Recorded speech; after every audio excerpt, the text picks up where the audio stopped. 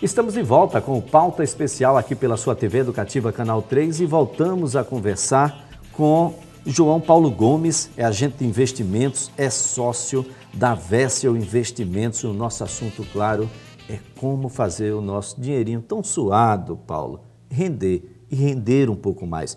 Para além da tradicional poupança, e falando em poupança, eu gostaria que você falasse se ainda é um bom negócio, se ainda é um investimento, mas nós temos outras opções. Existem opções com o mesmo risco da poupança. Eu não estou aqui deliberadamente falando mal da poupança. Mesmo para aquele pequeno poupador? Isso, exato. Produtos a partir de R$1.000, a partir de R$100, você consegue. Que é o seguinte, eu não estou aqui falando mal da poupança de forma deliberada. Acontece que existem outras opções além da poupança. O que o brasileiro não pode mais ter e não deveria mais ter é somente a poupança. Porque a poupança ainda é um investimento interessante porque ela tem muita liquidez. O que é liquidez? É a velocidade em que eu saco o dinheiro do investimento. A poupança, eu passo ela para a minha conta corrente ali, né, bem rápida, vou no caixa rápido e faço isso. Só que outros investimentos que têm um pouquinho menos de liquidez rendem mais do que a poupança. Porque em todo investimento, as pessoas têm que entender que tem que analisar 3 características. Todo investimento ele tem rentabilidade, segurança e liquidez, que é isso que eu acabei de explicar. Em nenhuma modalidade você vai encontrar os 3 juntos. Sempre você vai ter 2, uma, mas nunca 3. Então a poupança ela tem segurança e a poupança ela tem liquidez, mas ela não tem mais rentabilidade. Um outro investimento que a gente pode falar que tem o mesmo risco da poupança é uma LCI, uma letra de crédito imobiliário. É como se você emprestasse dinheiro para o banco e o banco fosse usar esse capital para fomentar, né, para aquecer o mercado imobiliário.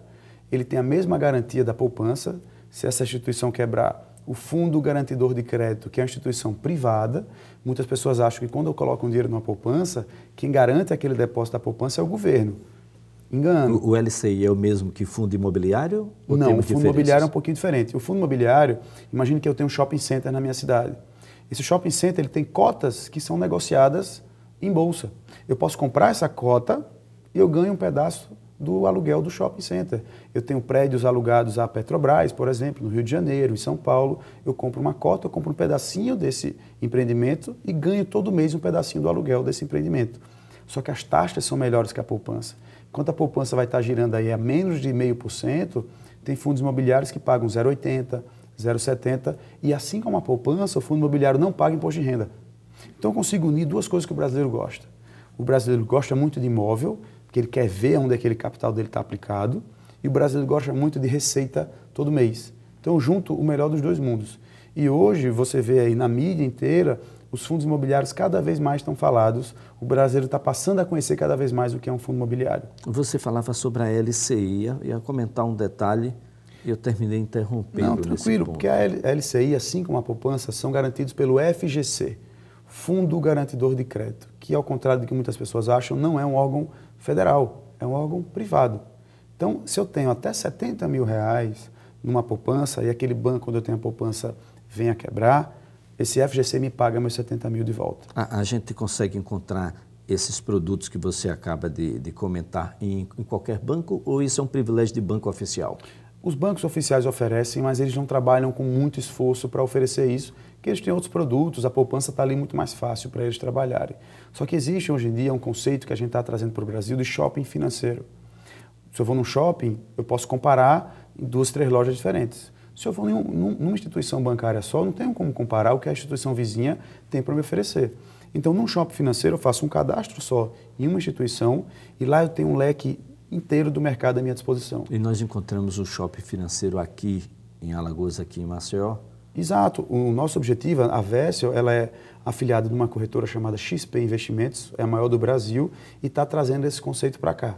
Ela tem contrato com todos os bancos, com as maiores casas de gestão do Brasil, tanto brasileiras como internacionais, e ela consegue oferecer para o alagoano, que está aqui longe do mercado de Rio-São Paulo, produtos iguais a que o pessoal lá está investindo, os melhores produtos do mercado. Então, que a gente deixa aí para o alagoano, ou não alagoano que está nos assistindo, para ele não cair numa corretora que não seja idônea. Exato. Né? Quais são os fundamentos, os pontos que a gente deve sempre abordar para não cair aí num golpe possível? Exato. Você vê, por exemplo, se esse depósito bancário está sendo feito para a conta da pessoa que está lhe falando ou para a conta da empresa dela, você tem que discutir.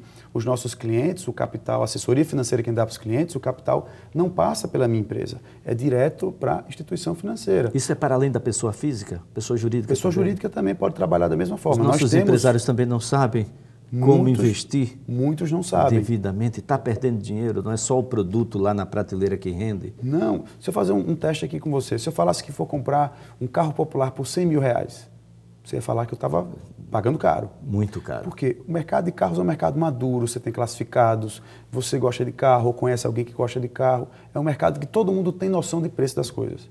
Mas se eu falar que meu investimento está rendendo 7% ao ano, você não sabe se isso é bom ou se é ruim. Porque as pessoas não sabem, não entendem, não comparam ainda. Então, o nosso interesse com esse movimento Acorda Brasil, compare antes de investir, é fazer com que as pessoas parem para pensar e analisem, comparem, vejam onde tem a melhor taxa. Outro custo dos bancos é a taxa de administração. É um custo que o banco cobra para tomar conta do meu capital em um fundo de investimento. Quando a taxa de juros era muito alta, de 20, o banco podia vir para você e cobrar, vou te cobrar 5 de taxa de administração. Você ainda estava ganhando 15. Tranquilo. Com uma taxa de 8, se ele cobra 5 de você de taxa de administração, sobrou 3. Se a inflação comeu 3 da sua rentabilidade, você está negativo 1,5. Você perdeu dinheiro. Então é como se eu estivesse comprando um carro de R$100 mil. Essa é a chamada taxa de carregamento ou não? A taxa de carregamento é uma coisa interessante, bem colocado, é da Previdência. O que é a taxa de carregamento? O banco cobra muitas vezes, a cada R$100 que eu coloco na minha Previdência, ele cobra uma taxa de carregamento que pode ser de 5% ao mês. Então, a cada R$100 que eu mando para o banco, ao invés de ele depositar meus R$100 integrais, ele deposita 95. R$5 vai para o cofre do banco, é lucro do banco. Então, você tem que brigar para não pagar esse tipo de taxa, ou pelo menos para diminuir ela ao máximo. Ou seja, nós teremos outras instituições financeiras que poderão não cobrar esse tipo de coisa e por isso procurar é importante. Exato, por isso que comparar é importante. Se eu tenho conta num banco, até tenho um relacionamento bacana com minha gerente, mas faço uma previdência e estou pagando taxa de carregamento, eu estou perdendo dinheiro. Previdência, sobretudo a previdência privada, com fins realmente de um pouco mais adiante na vida, ter um dinheiro para sacar legal ou mesmo ter uma nova fonte de renda, ainda é bom com as mudanças que nós tivemos no mercado? É sim, é bom e é importante. Você sabe que quem quer se aposentar pela rede pública, pelo INSS, tem um teto. Qualquer pessoa que estiver me ouvindo, que ganhe mais do que R$3.800, R$4.000 por mês, não vai conseguir manter o padrão de vida dele só com a aposentadoria pública. Vai ter que buscar uma aposentadoria complementar ou a previdência privada. É a mesma coisa. Então, eu posso complementar essa minha renda que vai vir da minha aposentadoria do INSS com uma previdência privada. Então, mas é interessante que na hora que eu negocio essa minha previdência privada, eu procure previdências que têm taxas de administração baixas e previdências que não paguem ou paguem muito pouco dessa coisa chamada taxa de carregamento. Taxa de carregamento, que é uma taxa terrível. Exato. É um sócio que você ganha, só que ele não entra com nada, né? Não está fazendo nada, ele só está tirando o seu. Só retirando.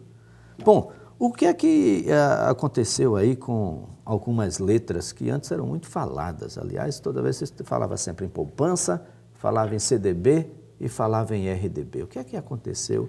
Como é que estão essas letras hoje no mercado? Hoje o que mais usado é o CDB. Um CDB, para a pessoa que estiver me ouvindo, é um certificado de depósito bancário.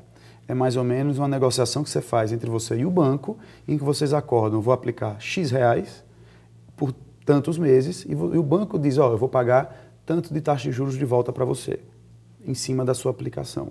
Só que é interessante que você tem que negociar. Às vezes, já que eu tenho até R$70 mil, também o CDB, ele é garantido pelo Fundo Garantidor de Crédito, então às vezes aquele banco grande, que não tem tanto interesse em receber meu dinheiro, vai pagar pouco, já que é uma negociação entre duas partes. Eu posso procurar outras instituições, até menores, em que eu colocando o limite menor do que o Fundo Garantidor de Crédito garante, eu diminuo muito o meu risco e posso ter uma rentabilidade bem maior.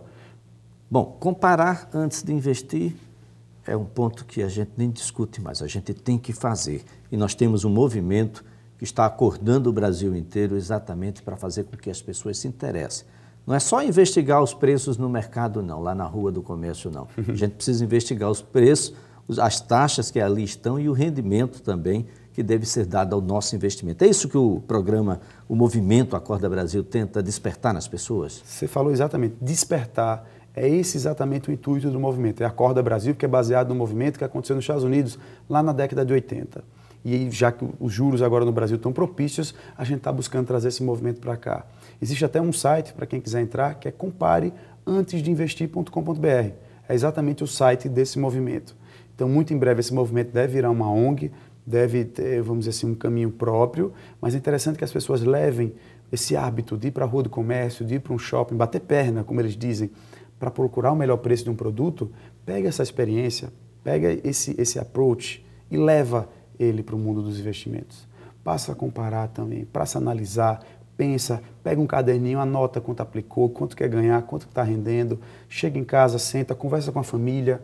Acho que cada vez mais a mulher também hoje em dia está inserida no mercado de trabalho, os filhos já estão estudando, tem uma cabeça também boa, divide as decisões de investimentos com a família. Porque muito provavelmente uma decisão má, uma má decisão de investimento do patriarca, do pai de família, vai impactar ali o que ele vai deixar para um filho dele lá na frente. Quer dizer, já começa com a criancinha e o cofrinho. Já vai despertando aquilo ali na criança. Um pouco mais adiante ela vai dando complexidade a essa ação ao ponto de compreender o mercado antes de se tornar velho, né? Exato. O mercado vai também tendo os seus melhoramentos, as suas complexidades vão sendo diversificadas. Exato. A gente tem aquela... Einstein falou que era a mágica dos juros compostos. Juros em cima de juros.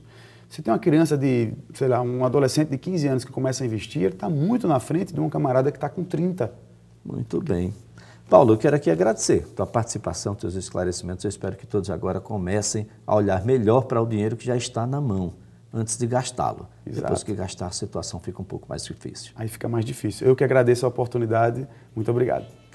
Bem, o Pauta Especial estará de volta na próxima segunda-feira e, é claro, eu conto com você.